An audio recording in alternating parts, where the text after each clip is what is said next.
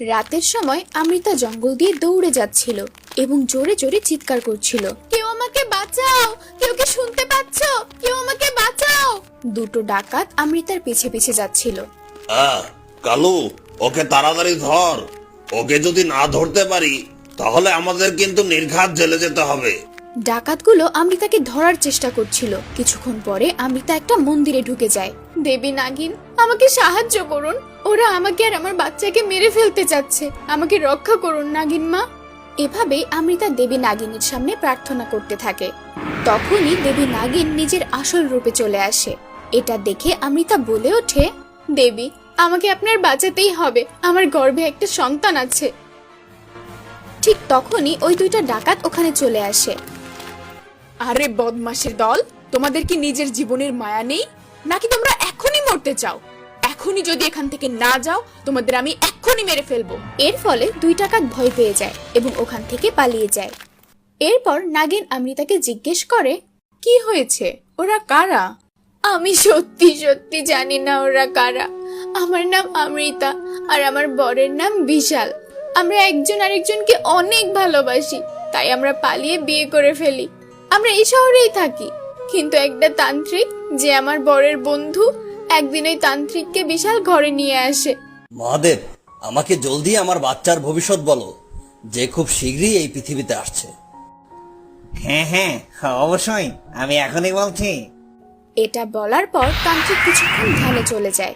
তারপর বলে, তুমি খুবই ভাগ্যবান বিশাল, কারণ যে সময় তোমার বাচ্চা এই পৃথিবীতে আসবে ওটা অনেক মঙ্গল সময়। এভাবেই তান্ত্রিক আমাদের বাচ্চার ব্যাপারে সব ভালো ভালো কথা বলতে থাকে। এই কথাগুলো শুনে আমরা অনেক খুশি হই। এরপর কিছুদিন কেটে যায়। একদিন ওই মহাদেব আমাদের ঘরে আসেন।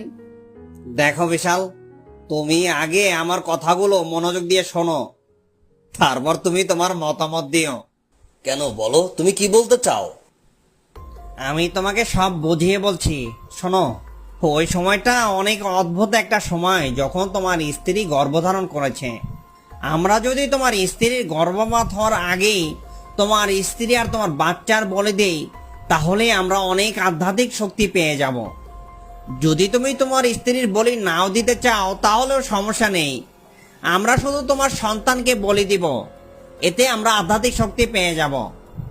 শয়তান, বের হয়ে যায় এখান থেকে, আর কখনো যেন তোকে এখানে না দেখি। তুই আমার পরিবারকে ধ্বংস করতে চাস, আর কখনো তোকে দেখলে আমি খুন করে ফেলবো। এইভাবে ধমক দিয়ে আমার স্বামী তান্ত্রিককে বের করে দেয়। আমি সবকিছু পাশে থেকেই শুনছিলাম। আমি নিজের ঘরে যখন কান্না করছিলাম, তখন আমার স্বামী এসে আমাকে বলল, অমৃতা, তুমি ভয় পেও না, আমি তো তোমার পাশে আছি, তাই না? আমি ওই তান্ত্রিকের সাথে বন্ধুত্ব করে মস্ত বড় ভুল করেছি। আজকের পর থেকে ওকে আমি ঘরেই ঢুকতে দেব না। এভাবে ও আমাকে সান্ত্বনা দেয়। এরপর কিছুদিন কেটে যায়। হঠাৎ একদিন রাতের বেলায় যখন আমরা ঘুমাচ্ছিলাম, তখন এই ডাকাত দুটো আমাদের ঘরে ঢুকে পড়ে এবং অনেক জোরে আমার স্বামীর মাথায় আঘাত করে এবং ও বেহুশ হয়ে যায়। ওরা আমার পিছু নিতে থাকে এবং আমি দৌড়াতে দৌড়াতে এখানে চলে আসি। আমি জানি না আমার স্বামী কেমন আছে, আর দৌড়াতে দৌড়াতে আমার অবস্থা অনেক খারাপ হয়ে গেছে। দেবী, আমাকে তোমার বাঁচাতেই হবে। আমি আর আমার স্বামী কত স্বপ্ন দেখেছি এই বাচ্চাকে নিয়ে। যদি আমি আমার বাচ্চাটাকে আমার স্বামীর কাছে দিয়ে মরেও যাই, তাহলেও আমার কোনো দুঃখ থাকবে না। প্লিজ আমার উপর দয়া করো। এসব দেখে অমৃতার উপর নাগিনের অনেক দয়া হয় এবং চোখ দিয়ে পানি পড়তে থাকে। তুমি চিন্তা করো না অমৃতা, তোমার কিচ্ছু হবে না, আমি তোমার সাথে আছি। হঠাৎ অমৃতা জোরে চিৎকার করে এবং মাটিতে পড়ে নিজের শেষ নিঃশ্বাস ত্যাগ করে। এসব দেখে নাগিন বলে, হে বিধাতা, এ কি হয়ে গেল? আমি ওকে বাঁচাতে পারিনি, কারণ জন্ম মৃত্যু সবই তোমার হাতে।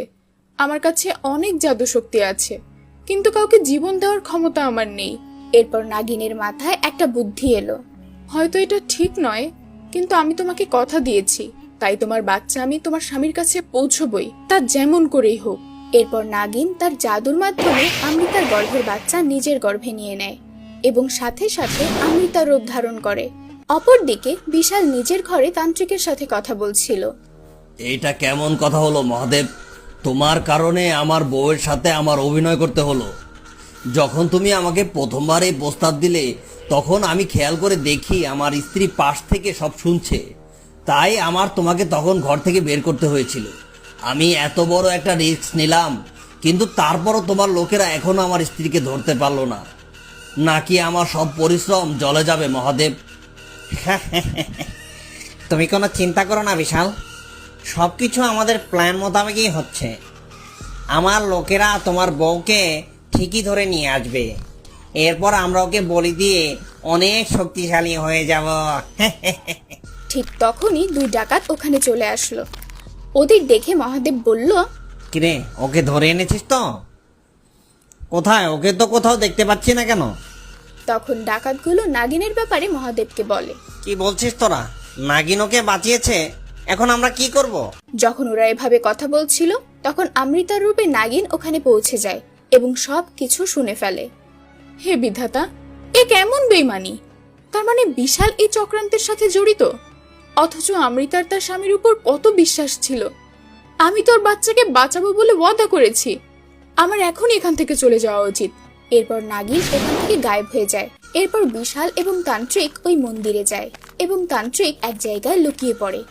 তুমি কোথায় অমৃতা? তুমি কোথায়? ভয় পেও না অমৃতা, আমি এসে পড়েছি, আর কোনো চিন্তা নেই।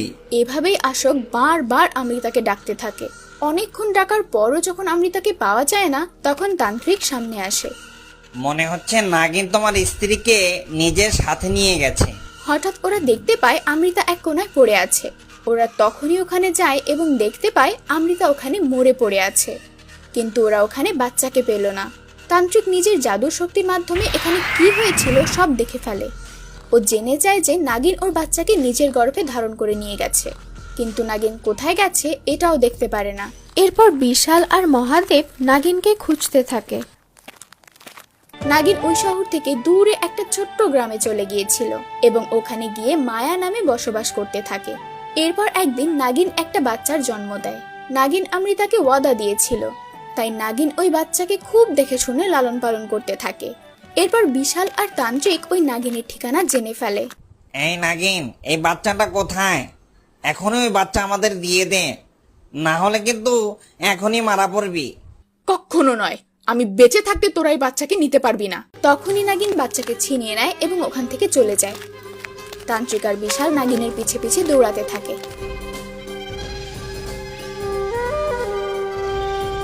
নাগিন দৌড়াতে দৌড়াতে একটা নদীর সামনে চলে আসে এবং আশেপাশে দেখতে থাকে। এরপর নাগিন নদীর পাশে একটা বাক্স খুঁজে পায়। তখনই নাগিন ওই বাক্সে বাচ্চাটাকে রেখে পানিতে ভাসিয়ে দেয়। আমার এখনই ওদের মেরে নিজের বাচ্চার কাছে যেতে হবে। ঠিক তখনই বিশাল আর তান্ত্রিক ওখানে চলে আসে। নাগিন ওদের দেখে নিজের আসল রূপে চলে আসে এবং বিশালকে মেরে ফেলে। তান্ত্রিক আর নাগিনের মধ্যে যুদ্ধ চলে। তান্ত্রিকের মন্ত্র নাগিনের গায়ে লাগে। তখনই নাগিন নিজের শক্তির মাধ্যমে তান্ত্রিককেও মেরে ফেলে, কিন্তু তান্ত্রিকের জাদুর শক্তিতে নাগিনও ঘায়েল হয়ে পড়ে এবং মাটিতে লুটিয়ে পড়ে। হে বিধাতা, তোমার এই বাচ্চাটাকে বাঁচাতেই হবে। দয়া করে আমার বাচ্চাটাকে বাঁচাও। ও যেন ভালোভাবে বড় হতে পারে, সুন্দরভাবে জীবন যাপন করতে পারে। কিছুক্ষণ পরে নাগিনও মারা যায়। নদীর ওপারে একটা মেয়ে ওই বাক্সটা দেখতে পায়। বাক্স খুলে ও বাচ্চাটাকে পায় এবং নিজের কোলে তুলে নেয়। হে ঈশ্বর, এই বাচ্চা কোথা থেকে আসলো? কত সুন্দর এই বাচ্চা! আজ থেকে আমি এই বাচ্চাকে লালন পালন করব। আমি একটা বাচ্চার জন্য বিধাতার কাছে কত দোয়া করেছি। আজ বিধাতা আমার মনের আশা পূরণ করেছেন এবং আমাকে মা হওয়ার সুযোগ করে দিয়েছেন। ঈশ্বরের কাছে প্রার্থনা করে বাচ্চাটাকে নিজের বাসায় নিয়ে যায় এবং নিজের বাচ্চার মতো করে ভালোবাসা দিয়ে লালন পালন করতে থাকে। এভাবে বিধাতা ওই বাচ্চাটাকে তার সঠিক জায়গায় পৌঁছে দেয়, যার জন্য নাগিন নিজের জীবন বিসর্জন দিয়েছিল। বন্ধুরা, খুব শীঘ্রই এই গল্পের পরের পর্ব আসছে, তাই আমাদের চ্যানেল সাবস্ক্রাইব করে পাশের বেল আইকনে ক্লিক করো, যাতে গল্প আসার সাথে সাথে তোমরা পেয়ে যাও।